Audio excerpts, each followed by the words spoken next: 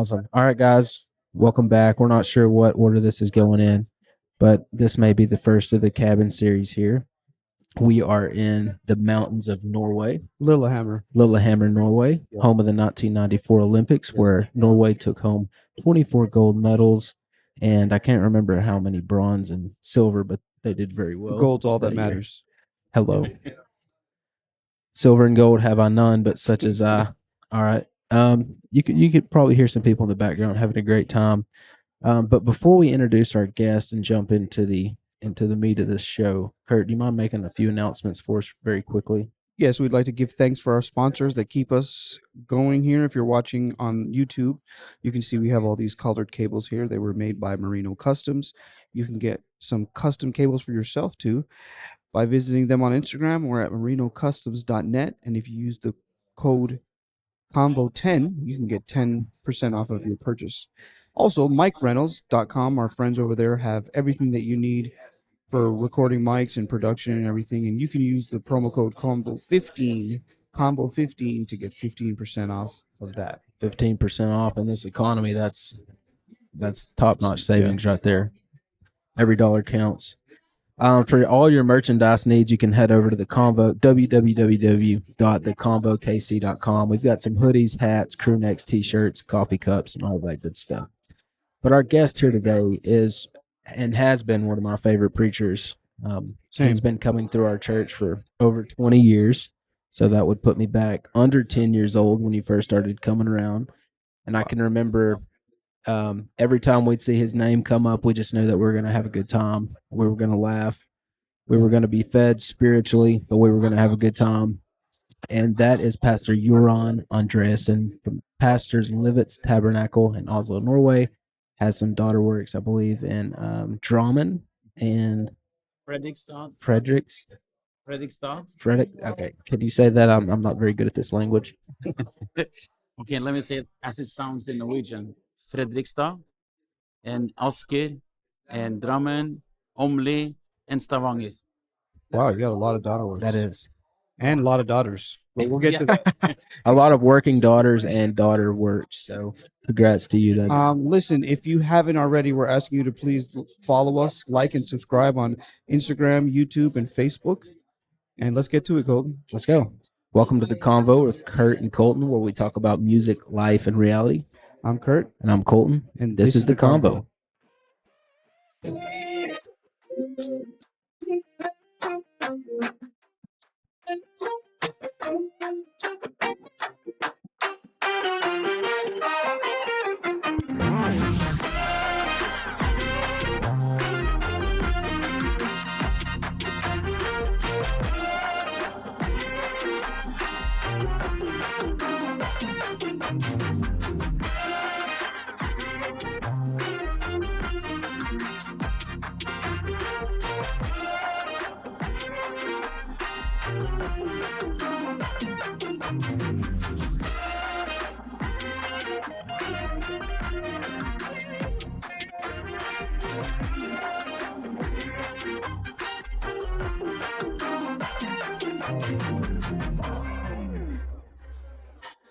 All right, we're back. So, Pastor Andreassen, we have some questions we want to ask you here. Thank you again for having us at Breaking the Chains. I've always heard people say Breaking the Chains Norway, but I feel like we just changed it to Breaking the Chains Europe now. So this has been an awesome conference. The preaching was awesome. Your preaching was awesome. I echo the sentiments of Colton. You've been, like, some of the messages you've preached in Little Rock have been some of my favorite messages. And every time I find out you're coming, I look forward to it a lot. So if you could help us out for our audience, if you could tell us your full name, the name that's on your Norwegian passport. Okay. Well, first of all, let me also say that I'm very thankful to be part of this podcast, and thank you, Kurt and Colton, for coming. And what a blessing you have been to us for the BTC conference this year.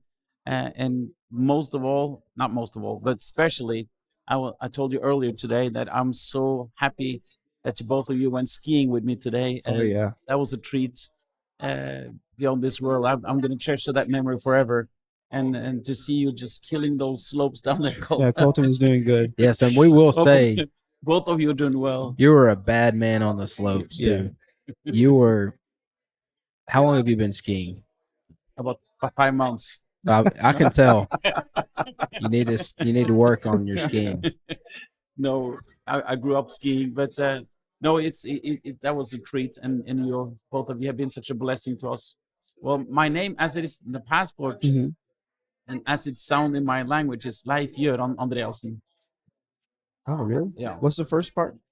Leif. Life. Leif. Oh, okay. It's actually the name of my father. Oh, awesome. Yeah. So, but I never use that name. I always use just Gøran.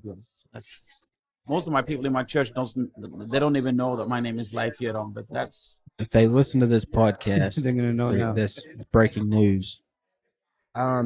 Could you introduce your family to us? We got to meet them years ago, but for anybody that may not know who they are, could you introduce your family to us and tell us a little bit about them? okay. So I have my wife. Her name is Siv Merete, as a matter of fact, and we actually been together since she was 15 years old, and so we've been married for 32 years. We have 4 daughters. Oldest Charlotte, she is 31, and Rebecca, she's turning 30 in just a few weeks from now. And then the twins, Benedicta and Victoria, they are turning 25 in August. Wow. And like we said earlier, you have daughter works and you have working daughters. They have been feeding us this week, getting us around in vans and really all week long. So they're a great help to you. Could you tell us how long you've been pastoring here in Oslo, and kind of how you got into the church and just a little of your testimony? Okay, I'll try to be brief. It started with my father being a Trinitarian evangelist. We were a traveling family when I grew up. My father would travel around, and me and my 3 siblings, we would sing. Uh, and so I kind of grew up in the car driving around, and my father was a very conservative man, and so he was very grieved about all the worldliness that he saw in the Trinitarian Pentecostal churches in Norway, and we really didn't fit in anywhere, even in our own local church. I mean, we were the only ones that was not allowed to, my siblings was not allowed to wear pants, and he didn't allow them to color their hair. Think that everybody else did it, and we were not allowed to listen to most of the music that everybody else was listening to, and we always felt out of place. And so then finally he found some families around that kind of just felt the same as him, and started to fellowship with them, and finally they broke out, started our own little fellowship when I was 15 years old. And then God revealed the oneness of God to us. At that point, we thought we were the only ones in the whole world that didn't believe in the Trinity, and so then missionary from UPC was in Oslo. He heard about our group, and he contacted our leader, and they started to fellowship, and through that, we came one step closer. We've already baptized in Jesus' name, but we have never been rebaptized, and so me and my father, we were the first ones in our little local church that got rebaptized in Jesus' name. The leadership of the church was furious, was angry, and we thought they wouldn't throw us out, and we prayed.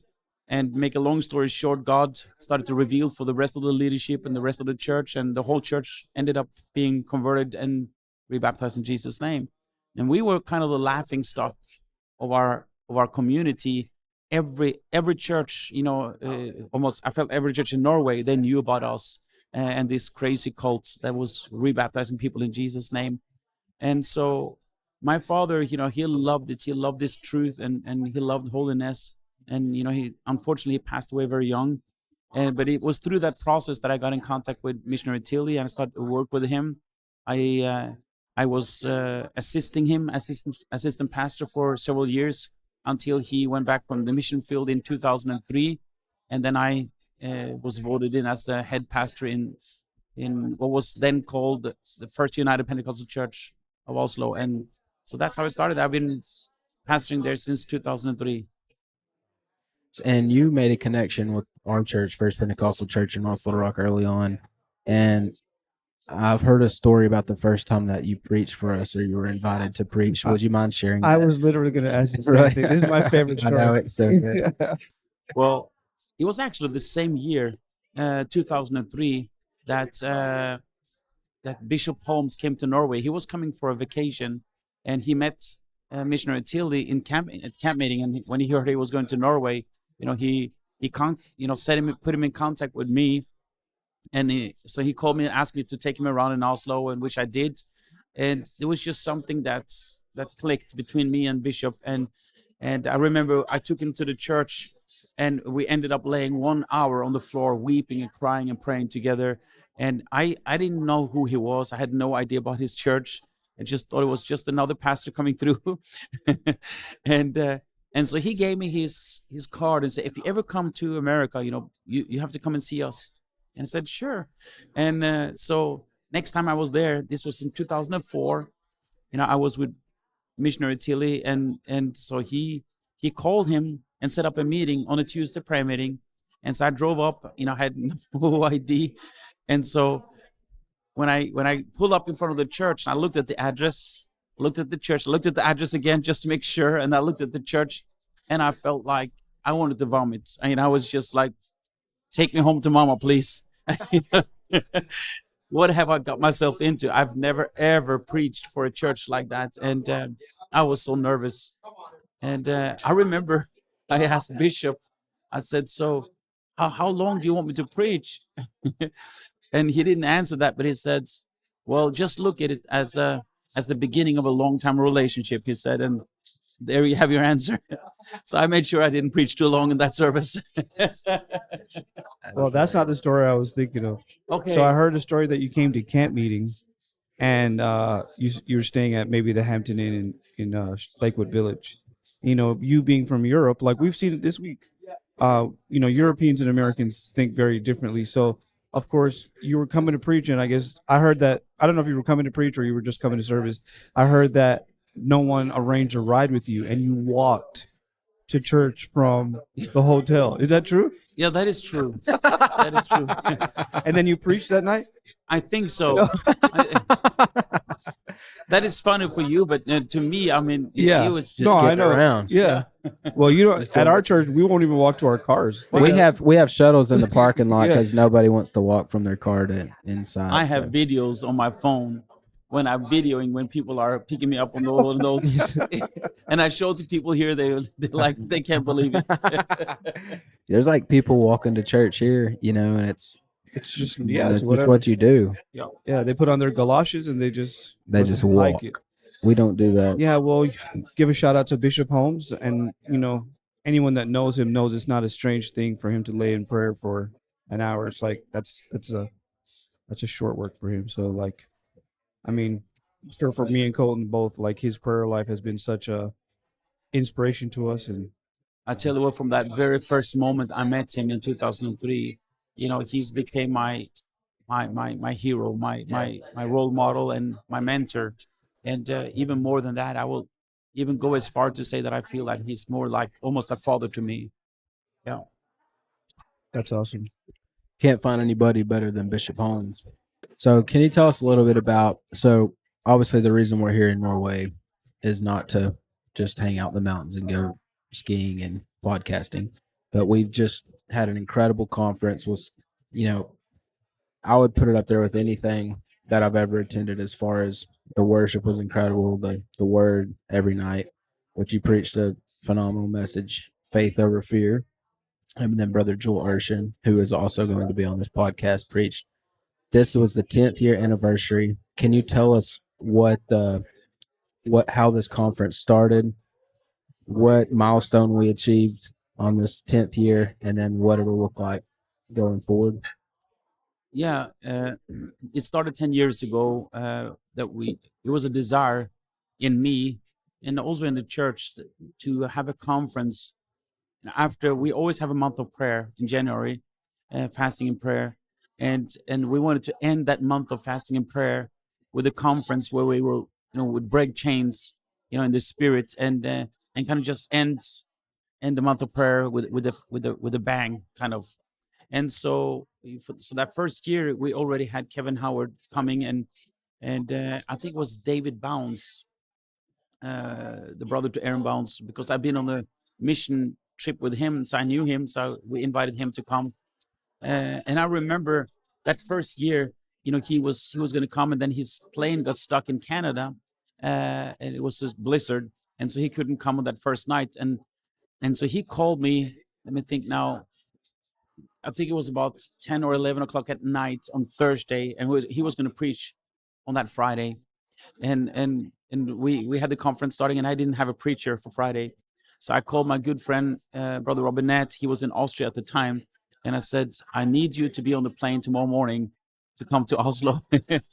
And he was laughing, and he said, you have no idea. He said that my passport always is in my office, in my coat, in my office. I never touch it. I never, so I always know where it is.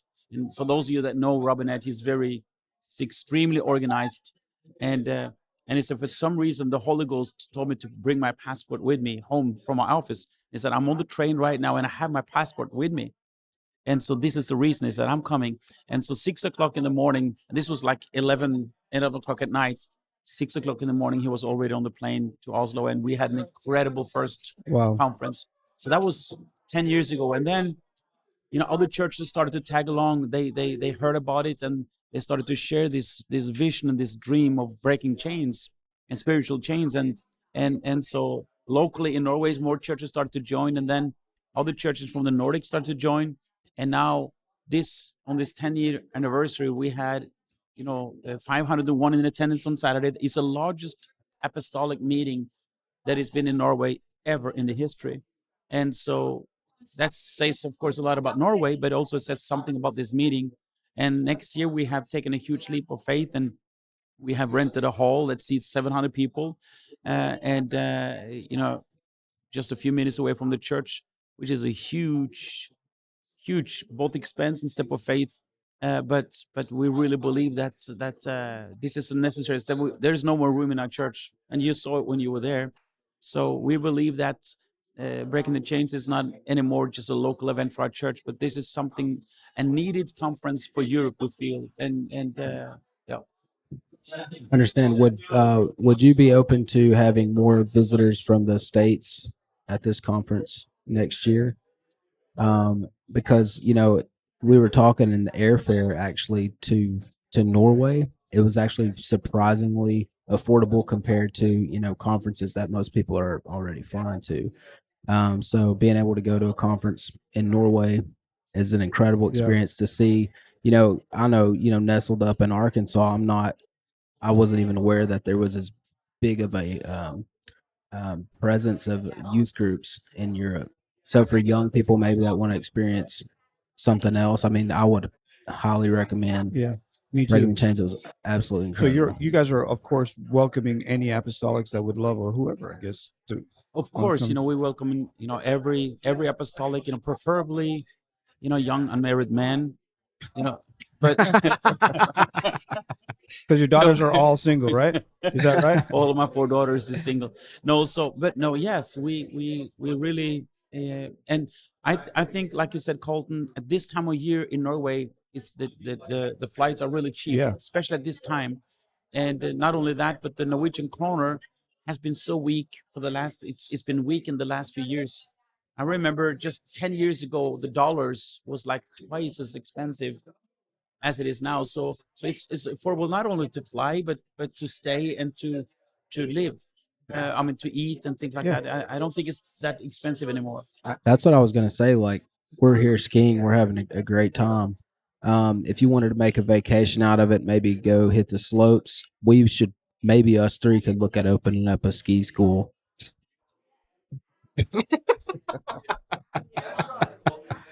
And maybe you work with the newer ones, and then we'll work with the more advanced. That sounds like a great idea, and I even think that ski school is going to be very, very cheap also. So. It will. Forget kroners, forget the value, forget all that. It will be very cheap. Yeah, very, very. And you still won't get your money from us, at least.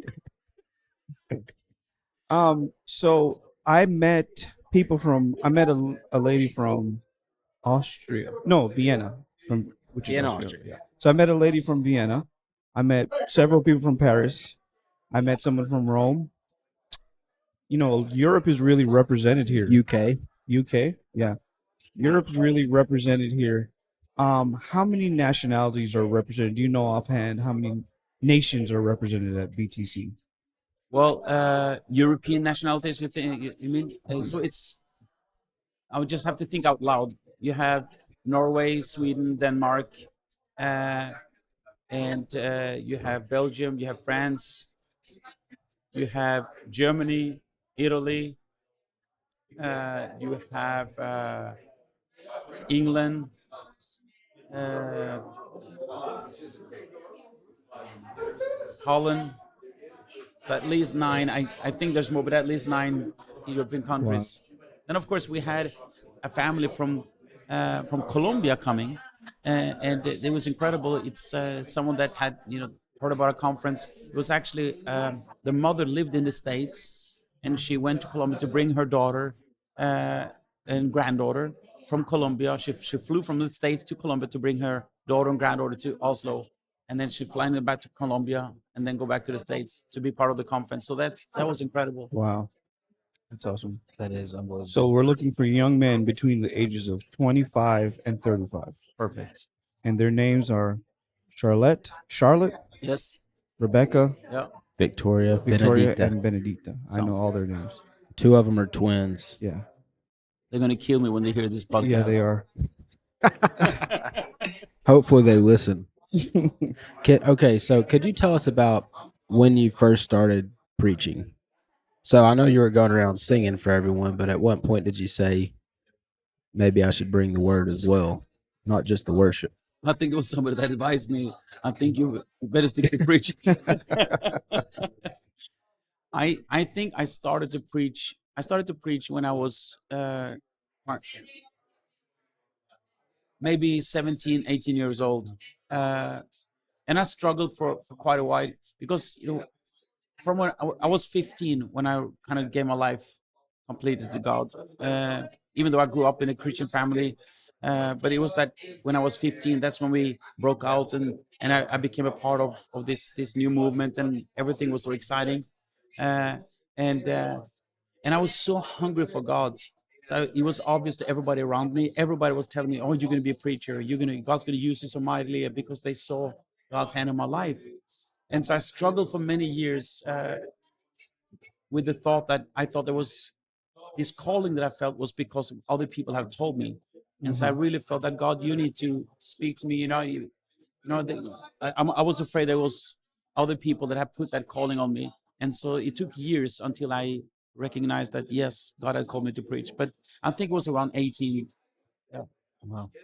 And you, prior to pastoring, I remember you were like a carpenter. Is that correct? Because I saw you getting up on a ladder right after the service was over to take something down. It made somebody nervous, but I felt very confident that you had been on the ladder before, so you knew what you were doing. Because you used to be into carpentry. Is that right? Yes. Construction, rather. Yes, I worked 18 years. I'm a licensed carpenter in Norway. Yeah. Oh. Wow. Are you still taking side gigs, like if someone's listening and maybe needs a new staircase or something? Absolutely not. This podcast is brought to you by Andreas and Woodworks. Use promo code Convo10 for 10% off. So, do you have any faith building stories, maybe things that have happened here in Norway that have built your faith or were obvious miracles? Maybe if it was as far as just building projects or anything like that you could share with us that may build someone's faith that's listening. I've got so many incredible stories. Since this is a podcast, from people from Little Rock, I think it's one story that I have to tell. A lot of you maybe have heard this story before, but it's how we got our building, our first building in Drammen. We've been wanting to have a building for a long time, and we started the building program, saved up money for that. And it was in 2000, I think it's 2013, that the board of our church came to me and they said that, Pastor, we worried about your health. I already had a stroke, and previous years before that. And so they were worried about my health, and they said that, we have decided that we want to pay you so you can resign for 50% from your work. And I said, where are you going to take that money from? We don't have that kind of money. And they said, well, we just feel that we have to take this step of faith. We're going to encourage people to give more, and if the money doesn't come in, we're going to take from the building fund. I said, no, you're not going to take from the building fund. We've been waiting for so many years to have a building. And they said, with all respect, Pastor, but we have already made the decision, and besides, we'd rather have you than the building, and we worried about you. And so this was in February in 2013, and the same year, in September, I think it was, I went for a wedding in Atlanta, and I called Bishop and I said, I'm coming over for a wedding in Atlanta, and he said, oh, please, come down and preach for us. And so I rented a car, drove down. And on that Sunday, they collected $9,000, for our church. And of course, I was very excited. And then he asked me, are you going to stay for Tuesday prayer meeting? I said, yes. I'm flying out on Wednesday. And so on that Tuesday, I preached just a simple message on the love of God. And I mentioned nothing about the building program. I'd said nothing about what the church had done beginning of that year. None of that. I don't even think I told Bishop about it. And then, people started to come up while I was preaching, putting money on the platform. And I'd never seen anything like that. I was like, what's going on here? And the more, when one started to come up, when others started to, people flowing up to the platform and putting money on. And I remember Bishop, he brought the old drum up and put the money up on the drum. And he turned to me and said, keep on preaching, he said. And on that Tuesday, they collected $91,000. And so with the $9,000 we already had received, we had now $100,000. And so I came home and I stood with the check in my hand in front of the church. And I told the story what the board had done beginning of that year. And I said, here is God rewarding you back. And the very next year, we bought the building in Drammen, or that building came for sale. Now, I called Bishop again. I sent him an email and said, this is the building we're looking for, and he felt good about it. And so he said that I'm going to pray with you. And then I went to the bank, and the bank wouldn't give us a loan. They turned us down. And so when Bishop called me back, I said, unfortunately, we didn't get a loan, and so it's not going to work out. We're going to look for something else. And he said, no. He said, no, I feel good about this. I'm going to pray. And the very next morning, there was a text message from Bishop Holmes. And he said, I've been praying, and I'm telling you in the Holy Ghost, this is the building you've been looking for. It's going to work out. And the same day, the bank called me back. And the woman at the bank, she was stuttering in her voice. This is Norway. This is not America. This is a country where 2% of the population goes to church, or regularly to a church. And she said, I don't know how to say this, but the president in a bank, he's a Christian. And when he saw your application, he said, we're going to give them a loan. He overruled the decision. He said, we're going to finance this. And so we got the loan. And when we got the loan, I told my wife, I said, where does this guy know me from? I never heard of him. And I looked up his name. I Googled his name. I went on Facebook, tried to see, how he looked like. And I said, I've never met this man. How does he know me? It took several years until one day I was flipping through a diary at my home. And suddenly I see his name and address. And I looked at the date, and I realized it was when I wrote my book on the oneness of God in Norwegian, called Kunnskapen om Kristus, or the knowledge of Christ. And I had asked the church, if you know anybody that could benefit from this book, just give me their name and address, and I'm going to send it to them for free. Obviously, I have sent him my book for free. 10 years later, he sits as a president in a bank. He sees my name, remembers my name, and he gives us a loan. It was an incredible miracle how we got that building. Wow, that is incredible. Yeah, that's amazing. Thank you for sharing that. Can I share one more quick story? Absolutely. So I went to Burma in 2016, and as part of some contacts that we had in Norway, I went for a mission. I had already been there twice, and so this time I was going to a state in Burma called the Chin State, which is in the north of Burma, close to the Indian border. And and to get there you have to drive this 10-hour crazy dangerous mountain road, and I've got a video. I'm going to show the video later, but it's like thousands of meters straight down, and you balance on this mountain road, and at this time of year when they had a lot of rain, there was landslides uh, uh, everywhere, and so what we had to do, we had to wait at the bottom of the mountain for 2 days, and they sent bikes up and down to see if it was clear, if we could drive up, and so there was taxis that would take us up 10 hours to the capital of the Chin state called Hakka. And so finally, when we were on our way up, I received an email from a pastor in another village called Tantlang, which was 3 hours, it's like 13 hours away from civilization. And we come up there, and I see this beautiful church building, and I said, "Wow, what a beautiful church building!" And they said, "Oh yeah, we are so honored that you're here, Pastor Andreas, and we want to thank you for coming and thank you for the money that you sent us to finance this building."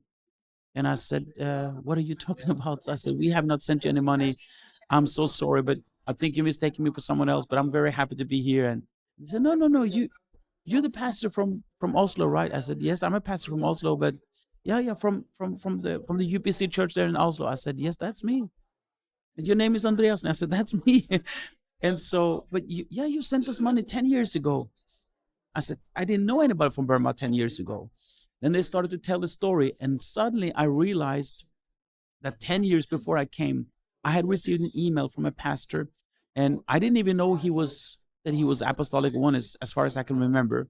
And I receive emails like this all the time from people that want money, because we're very exposed on the internet, and especially, from Asia and Africa, and we have a rule: we never send money to people we don't know, unless we have people on the ground that we can trust. And so, and I already told the church that, and we never send money if we don't know the people.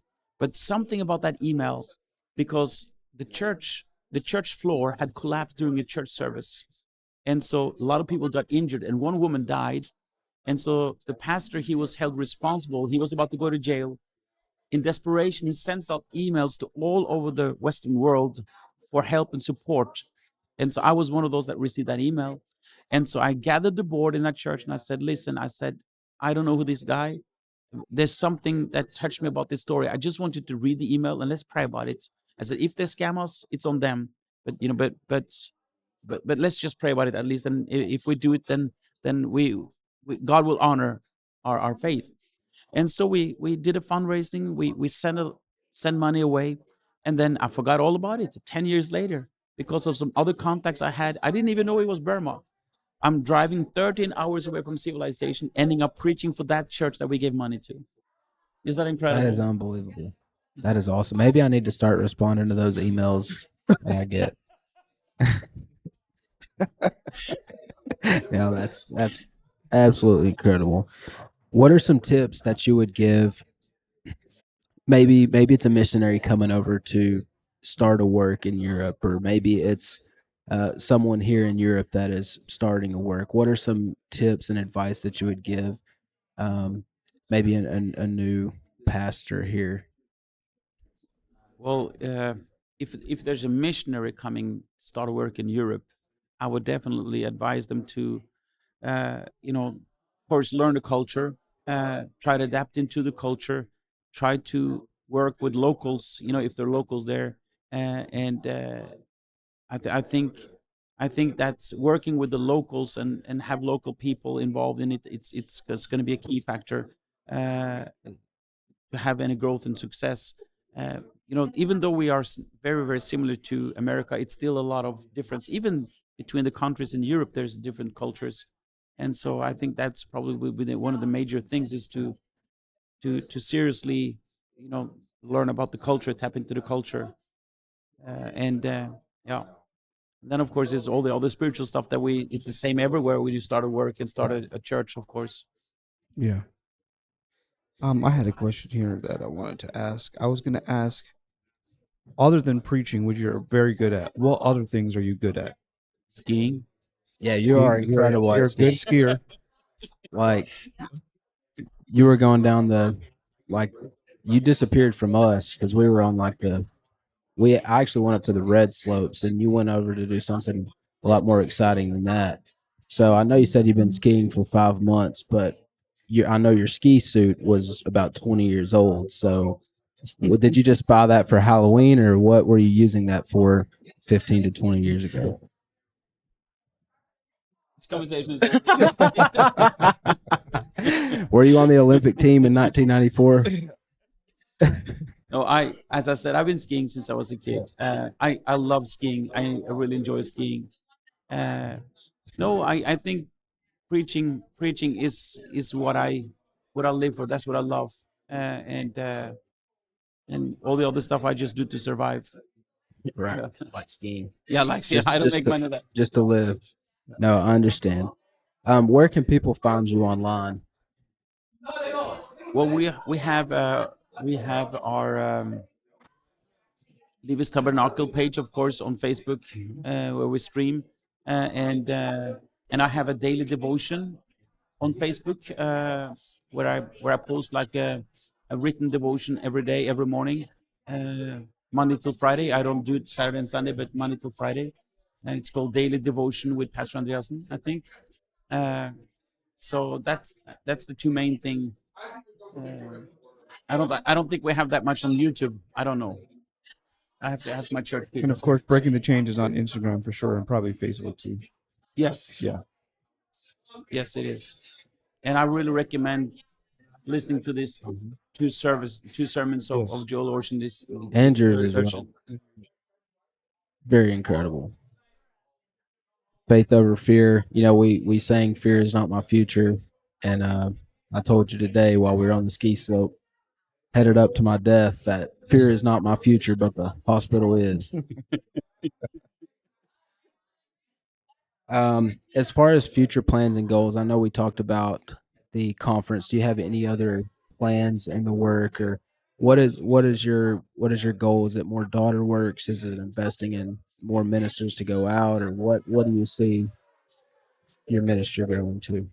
Well, we definitely want to see more ministers. Not only more ministers, but also we want to train the ministers that we do have more, and we're starting something that we have done years before, and we're starting up that again this year that we call M Team or Ministry Team, where we're going to have different people mentoring our ministers every other week. So that is something that we're going to do this year, and also, we are targeting some cities. We want to start some. Our goal is to start churches in some of our major cities that doesn't have an apostolic work, like Bergen, the second largest city in Norway. We don't have an apostolic work there. In Trondheim, the third largest city, we don't have an apostolic work there. Tromsø up in the north, we don't have anything in the north. We have a saint that lives all the way up to the Russian border, and we've been talking about that. We would like to start a church there, and so that is some of our. And we have gone up there to do prayer walks. Already, and so that is one of our goals in the very near future, to start a work in some of these major cities. If there's anybody that's listening that wants to get involved and help in any way, is there a way that they could give through your Livett's Tabernacle website page? Yes, we do have a PayPal account, which is acts238@online.no. And of course, if people want to give, also the IM Foundation, has all of our wire information, so they can give through the IM Foundation, which is probably the best and easiest thing to do, I guess. Right. For sure. And then also as well, with you guys tackling and getting a new venue and everything for Breaking the Chains and wanting to see it grow and do that as well, they could also give through the church website or that same program there to help. Definitely. And if they want to, if anybody feel like they want to help and bless us, with the conference, they can just target it, BTC, on the giving, and we know that's what it's for. Yeah. We're taking a huge step of faith, with this venue next year, of course, and a venue, and also is very, very. They're not giving them away. No, they're not giving away. Yeah, absolutely. I mean, this conference has been awesome for me. I mean, like the incredible singing. I grew up in Toronto, so I'm used to being around a lot of different nationalities. Like I remember when I was in elementary school, everybody in my class was a first generation Canadian. from Iran, a lot of different places, but every single. So I grew up around that, and I feel that same connection when I come to your church. There's so many nationalities, but the one thing that we have in common is our church culture. We all have individual cultures, but when we can put that aside for the purpose of building the kingdom culture, I think there's something so powerful in that, and I applaud you guys for having that as a part of your church. And I hope that if anyone's listening, and if take my word for it, if you can make it to Breaking the Chains next year, the dates are. It's January 31st till February the 2nd. Yeah, so January 31st through February the 2nd. And the preaching lineup has already been posted as well. You mind telling us a little about who that will be? The preachers for next year is Mark Brown, the superintendent of North Dakota, I think it is, or South Dakota. It's one of the Dakotas, yes. Dakota the region. Superintendent of one of the Dakotas. And then we have Matthew Tuttle, which I think most people know. Yeah, he's a super famous person, yes. Yes. And then we have Bishop Leroy Francis from the UK. Wow. Yeah. Very awesome. Are there any cultures or things that we do in the U.S. that you find funny, like maybe mud riding or shooting possums, which is Kurt's favorite pastime? Is there anything like that you just driving people with golf carts from the golf parking carts? I agree with you on that. Yes, sir. We have this section next called Rapid Fire, and this is where we just ask questions and you answer them as fast as you can. So I'll kick us off. And what is your favorite Little Rock restaurant? Hayway. It's gone downhill. When's the last time you've been? It's probably because I don't come that often. Okay. It's not as good. Hopefully that doesn't, discourage you from coming back. I probably should be nice to Bishop and say flying fish. Flying fish? Yeah, flying fish but I love great. flying fish too. Flying fish is good. Catfish tacos. Yeah, flying fish is good. One book that you'd recommend to somebody listening? 7 Steps of Prayer. By Bishop Holmes. Awesome recommendation. Very great recommendation. Who is your favorite? I know you're not very involved on Instagram. Who is your favorite friend on Facebook? My favorite. Who posts the most entertaining content, I guess is the question. Oh, that's hard.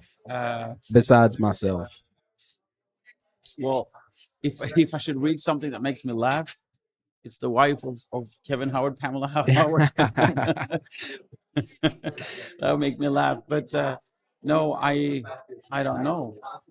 I don't know. Pamela Howard, we'll take that. Yeah. Do you drink coffee?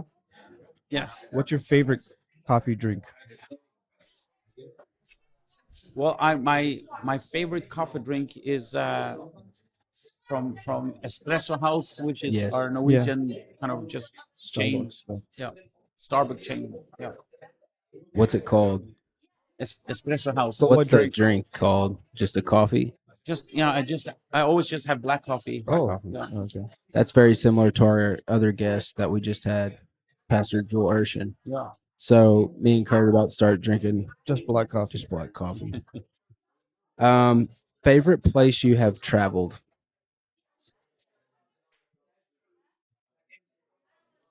I would say that's a hard one. That is a hard one. I was just in Uganda for the wedding of Aaron and Linda in our church, and the safari. That was incredible. But I think the Philippines, Davao, Philippines, is probably. I have to say one. Lofoten, Norway, is probably my favorite, the most favorite place I've ever been to in my Is life. that the place I know that makes the water? That's the water that's... No, that's Voss. No, there's Lofoten. Voss water is from Norway? Yes. I didn't know that. I never knew that. There's a place on the west coast called Voss. Yeah. And actually, it was 2 women coming to BTC from Voss. That's part of my daily devotion in Norwegian, and they watch every day. I never met them. They booked their tickets and registered, and they were coming for BTC. Wow. Are they involved in the water industry? Yes. There? Probably. But Voss water is expensive in It America. is. yeah. Comes in a glass bottle and everything. Yeah. Yeah. Not cheap. Even in Kroner. Or whatever. It's probably not tapped in balls anyway, but I was thinking it's very funny how, like, especially after being here and seeing how, like, unbelievably pretty this place is, how it's funny how, back home we'll bring people to, to Branson and be like, aren't you old? Like, isn't this, what do you think? And then coming to a place like this, it's just so unbelievable.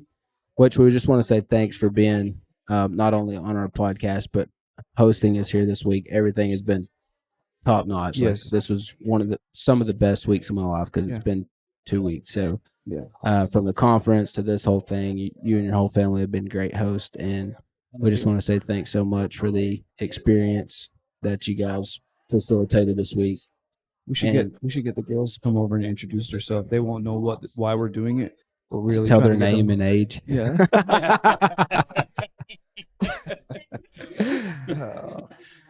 We should. Yeah. You want to do it? It would take too long. It would take too long. It's a good idea. You can find all of the Andreassen girls on Instagram and Facebook and whatever. I'm going to get them so they can introduce themselves. Oh yeah, we need to get them.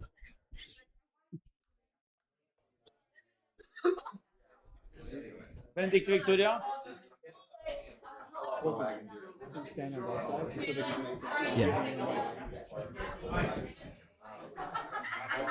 Where they come? They don't know. Or they don't know. Can you tell us your name and age? Can you tell us your name? My name is Benedicta, Look and can you I'm look in- 24.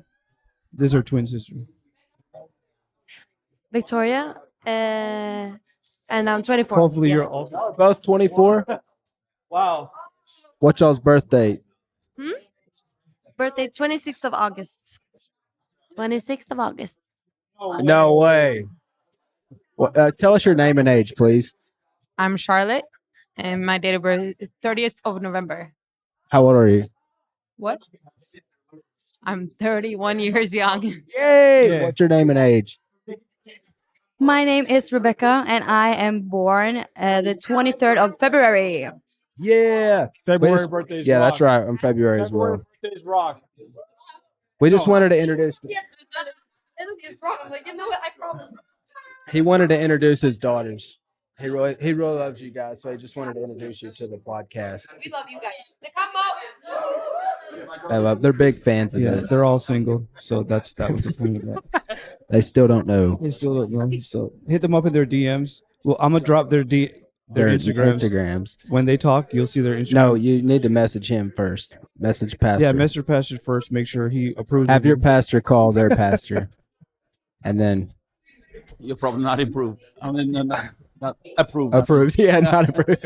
You need to improve to be approved. If you're new to us, please go check out all the episodes from our prior seasons. We have a lot of stuff that will help you, and no matter what you do in the church. And also some very entertaining episodes with a fight on a plane and a free single production. Make sure to like us on Instagram as well, not just the Andreassen girls, but also us, the Convo KNC, and subscribe on YouTube, the Convo KNC, and listen to our podcast there. You can watch it, you can hear. It'll probably be easier to watch this if you're able to see all these people screaming back here. It'll make more sense. It'll make more sense. Once again, thanks so much to our guest. Incredible guest, great stories. We're very honored to have had you on. Thank you so much, Brother Andreas, and you're awesome. We need to have you back when you're in the States. Maybe we can sit over a Mongolian beef at Payway and do this official.